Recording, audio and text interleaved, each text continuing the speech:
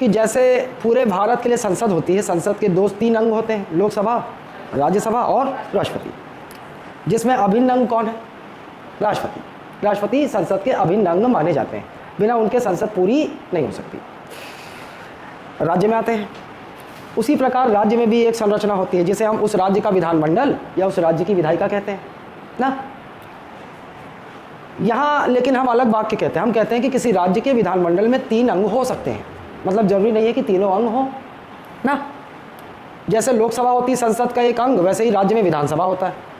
जैसे राज्यसभा, वैसे ही राज्य में क्या हो सकता है? विधान परिषद हो सकता है। जैसे एक पद राष्ट्रपति का संसद में होता है, वैसे ही राज्य विधानमंडल में एक पद राज्यपाल का होता है। इसमें कौन सा अंग जरूरी नहीं है राज्य में होना? विधान परिषद। तो राज्य चाहे तो अपने राज्य में विधान परिषद का निर्माण करवा सकती है, और राज्य चाहे तो विधान परिषद अगर उसके राज्य में है तो उसे समाप्त करवा सकती है। समझ रहे हो? राज्य के ऊपर है ना, ये किसके ऊपर है? अगर वो चाहेगी तो जैसे छत्तीसगढ़ में विधान परिषद नहीं है ना, छत्तीसगढ़ सरकार यदि चाहेगी तो एक प्रक्रिया पूर्ण करनी होगी और फिर केंद्र सरकार राज्य में विधान परिषद का निर्माण कर सकता है ना। चलो, ये जो प्रावधान है ये संविधान के अनुच्छेद 169 में है। कहाँ है अनुच्छेद 169 में? अनुच्छेद 169 में बताया गया है, प्रक्रिया बताई गई है, किसी राज्य में विधान परिषद का दोनों निर्माण या समाप्ति दोनों के विषय में कहाँ बात की गई है? संविधान के अनुच्छेद 169 169। अरे परमेश्वर, देख तो यार, वो मैडम से पूछ तो मोर चश्मा हावे का होती। ये अनुच्छेद इंपॉर्टेंट है किसी भी एग्जाम के लिए, आपको याद होना चाहिए। 169 अनुच्छेद में क्या है? किसी राज्य विधानमंडल में विधान परिषद के निर्माण या समाप्ति का प्रावधान है। ठीक, अब हम प्रक्रिया को देख लेते हैं। ये जो प्रक्रिया है ये पीएससी और उससे बड़े एग्जामों में काम आएगी, लेकिन फिर भी यदि आप समझ जाएंगे तो कोई पाप नहीं है। ठीक, चलिए, सबसे पहले अगर कोई भी राज्य विधान परिषद का निर्माण करना चाहता है, यदि नहीं है तो निर्माण करना चाहेगा, यदि है तो समाप्त करने की सोच सकता है। तो ये प्रक्रिया शुरू कहाँ होती है? उस राज्य से। सबसे पहले क्या होगा कि ये जो राज्य है ये एक संकल्प लाएगी, और इस संकल्प का उद्देश्य क्या होगा? या तो विधान परिषद का निर्माण हो सकता है या फिर विधान परिषद की समाप्ति हो सकता है, जो भी मकसद हो, निर्माण या समाप्ति, ये संकल्प आएगा। अगर नहीं है तो क्या होगा? ये संकल्प कहाँ पेश किया जाएगा? उस राज्य की विधानसभा में। ठीक, उसके बाद इस संकल्प को उस राज्य की विधानसभा में किस प्रकार की बहुमत की आवश्यकता होगी, ये इंपॉर्टेंट है। तो राज्य में किस प्रकार के बहुमत से ये संकल्प पारित होना चाहिए? चाहे विधान परिषद के निर्माण का संकल्प हो, चाहे विधान परिषद के समाप्ति का संकल्प हो। इसके लिए AB वाला बहुमत चाहिए। AB, ये क्या है?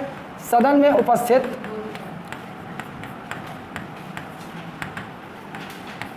और मतदान का 2/3 बहुमत।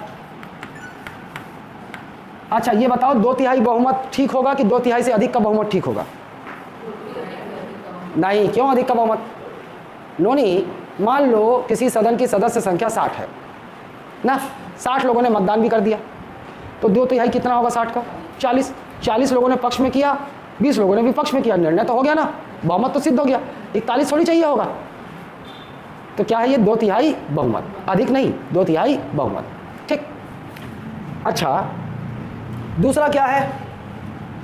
इसे हम शॉर्ट में क्या कह देते हैं? पूर्ण बहुमत। और शब्दों में जब डिफाइन करना होगा तो क्या लिखेंगे? सदन की कुल सीटों का या कुल सदस्य संख्या का 50% से अधिक का बहुमत। अधिक ना, यहां पे अधिक होगा। कैसे? अच्छा, ये साधारण बहुमत जैसा लग रहा है ना, लेकिन है नहीं। साधारण बहुमत का डेफिनेशन क्या है? जितने मतदान करेंगे उसका 50% से अधिक। और ये क्या बोल रहा है, उससे हमको कोई मतलब नहीं कितनों ने मतदान किया, जो मतदान के बाद जो रिजल्ट आएगा वो उस सदन की कुल सीट का 50% से ज़्यादा होना चाहिए। समझ रहे हो दोनों में अंतर? चलो समझ लेते हैं इसको। हम छत्तीसगढ़ की बात कर रहे हैं, तो छत्तीसगढ़ में मान लीजिए कितने विधायक हैं हमारे यहाँ, 90 सीट है। 90 सीट है ना छत्तीसगढ़ विधानसभा में। इस 90 सीट में पता चला कि जिस दिन इस संकल्प पर मतदान होना उपस्थित कितने रहे, 80 में से 2 लोगों ने मतदान नहीं किया, बोला कि न तो पक्ष में करेंगे, हम we are not interested, we are interested only in minting money. 78 लोगों ने मतदान किया। अब रिजल्ट देख लेते हैं। 78 लोगों ने जब मतदान किया तो रिजल्ट कैसा आया, 42 लोगों ने पक्ष में मतदान किया, बचा कितना, 36 38 है ना, 36 लोगों ने विपक्ष में किया। रिजल्ट आ गया, ये रिजल्ट आया मतदान के बाद। अब हम इस रिजल्ट को इन दोनों पैमानों पर मापेंगे, सदन में उपस्थित और मतदान का। तो मतदान, ये उपस्थित खेलने के लिए मतदान कितनों ने किया है, 78 का 2/3 कितना होगा, 52। क्या 52 लोगों ने किया मतदान? पहला कंडीशन फेल, एक भी कंडीशन फेल हुई मतलब विफल हो गया, संकल्प विफल हो गया। चलो मान लेते हैं अब इसको। मान लीजिए ये मतदान कुछ इस प्रकार से हुआ, 53 लोगों ने पक्ष में किया और 23 लोगों ने विपक्ष में कर दिया। अब देखते हैं, चलो तौलते हैं। 78 लोगों ने मतदान किया है, 53 क्या 2/3 है। पहला वाला पास। दूसरा वाला देखो क्या बोला, कुल सीट का 50% से अधिक होना चाहिए, 90 है कुल सीट, 50% से अधिक है। ये दोनों कंडीशन हो गई, पारित, विधेयक पारित। तो इस प्रकार का बहुमत चाहिए होगा ना विधानसभा में। अगर पारित नहीं हो पाया तो फिर नहीं जाएगा मामला आगे। पारित हो गया तो अब वो विधानसभा क्या करेगी, वो विधानसभा अब अपना ये जो पारित किया है उन्होंने, मतलब संबंधित राज्य की विधानसभा की अनुमति हो गई है, स्वीकृति हो गई है कि हमारे राज्य में विधान परिषद का निर्माण कीजिए या फिर समाप्त कीजिए। क्लियर है? अगर मान लीजिए विधान परिषद की समाप्ति का वो संकल्प होगा, मान लीजिए, इसका मतलब इस राज्य में विधान परिषद है, किसी राज्य में विधान परिषद है और वो राज्य अब इसको समाप्त करना चाहता है, तो उसकी समाप्ति वाला संकल्प लाएगा, तो क्या वो विधान परिषद में जाएगा? नहीं, तो केवल विधानसभा में ही जाएगा। क्लियर है? ठीक, स्वीकृति भेज दी। अब the ball is in the centres court, केंद्र सरकार के पाले में चला गया है गेंद। अब वो चाहे तो राज्य में विधान परिषद के निर्माण की प्रक्रिया शुरू करे, चाहे तो राज्य में विधान परिषद के समाप्ति की प्रक्रिया शुरू करे, संबंधित संकल्प जो भी हो। ठीक, वो अब केंद्र के ऊपर है। ऐसा नहीं है कि केंद्र, राज्य ने अपनी विधानसभा से पारित करके भेज दिया है केंद्र को, तो राज्य की मजबूरी है, बनाना ही पड़ेगा, करना ही पड़ेगा, ऐसा कुछ नहीं है। तो क्या मैं कह सकता हूं कि किसी राज्य में विधान परिषद का निर्माण या समाप्ति का अंतिम शक्ति केंद्र की है? कह सकता हूं। ठीक, और मतलब ऐसा भी कह सकता हूं संसद की है, क्योंकि विधेयक जो प्रक्रिया होगी वो संसद में ही होगी, तो केंद्र बोल लूँ या फिर संसद बोल लूँ, बात एक ही है। लेकिन क्या मैं ये कह सकता हूँ कि केंद्र अपने मन से किसी राज्य में विधान परिषद का निर्माण या समाप्ति कर सकती? नहीं। देखो दोनों समझो आप, किसी राज्य में विधानसभा का निर्माण या समाप्ति है ना, वो केंद्र की अंतिम शक्ति है, केंद्र डिसाइड करेगा करना है कि नहीं करना है।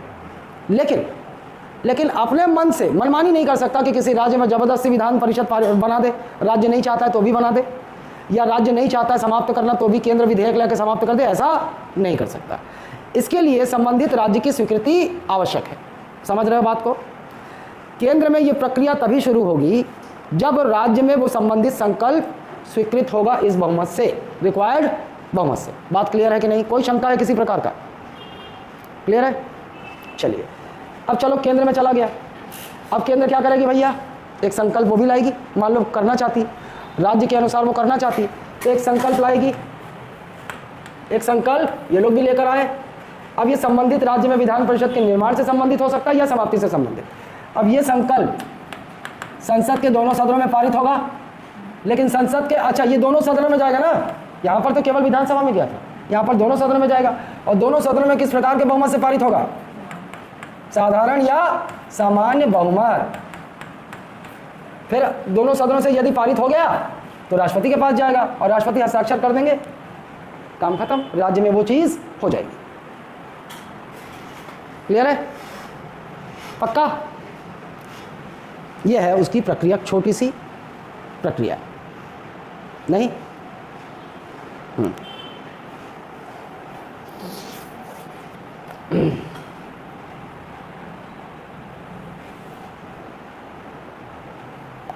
ये क्या है?